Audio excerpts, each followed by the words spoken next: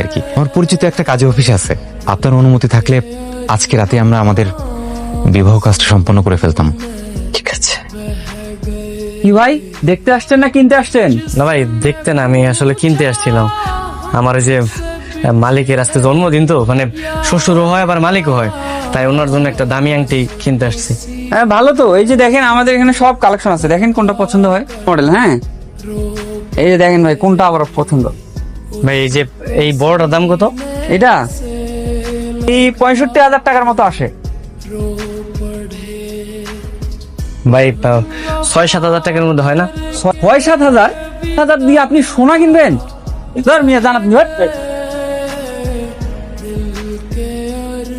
বাবা, তোমার জন্য ডায়মন্ডের রিং নিয়ে আসছি, দেখি তো তোমার হাতে কেমন লাগে।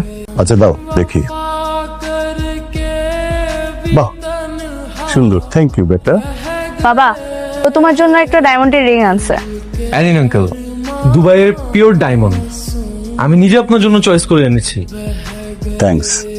কি ব্যাপার গোলাম, তোর হাতে এটা কি? আমিও বাবার জন্য একটা আংটি কিনছিলাম।